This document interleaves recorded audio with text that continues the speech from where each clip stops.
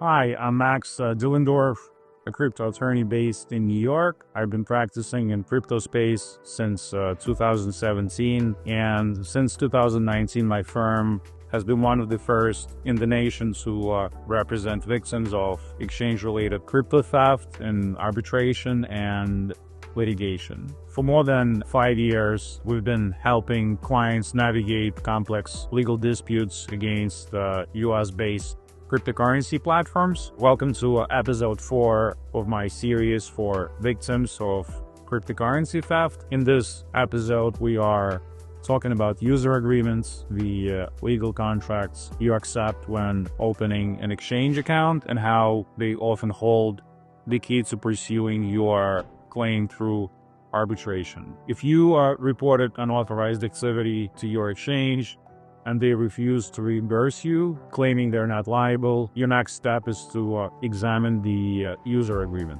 In most cases, this document outlines the dispute resolution process and requires private arbitration as your only path forward. I'll walk you through how to read and understand the key sections of the agreement so you can take the right legal steps from the very beginning. Every US crypto exchange publishes a user agreement on its website, typically under legal or terms of use sections. Once an exchange denies liability, your focus should turn to Arbitration Clause.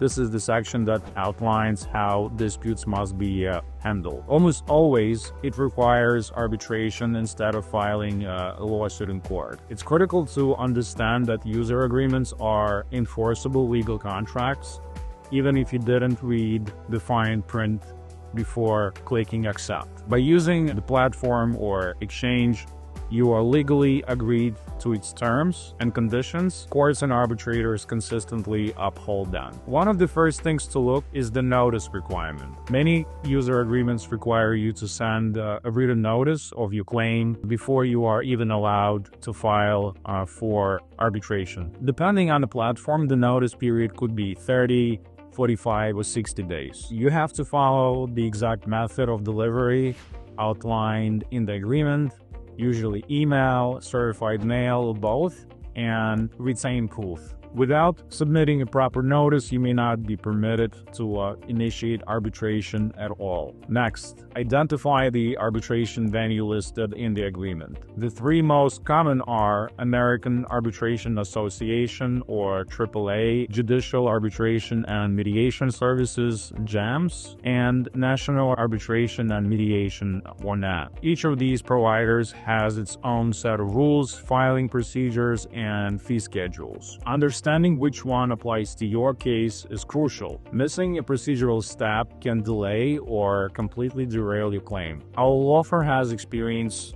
arbitrating cases in all three arbitration forms, which allows us to tailor your strategy to the specific procedures and nuances of each venue. Each arbitration form is different. For example, AAA generally requires a formal demand submitted through its online portal and specifically developed rules for consumer claims. JAMS often comes with higher fees but provides access to more experienced arbitrators, especially in complex financial cases. And NAM is used less, but still appears in some cryptocurrency exchange user agreements. Once you know your arbitration venue, visit the provider's website and review their filing instructions. Keep in mind, arbitration is not the same as court. These forms often limit discovery, follow relaxed evidentiary standards, and decisions are usually final with very limited rights to appeal. That's why it's important to work with an experienced crypto attorney.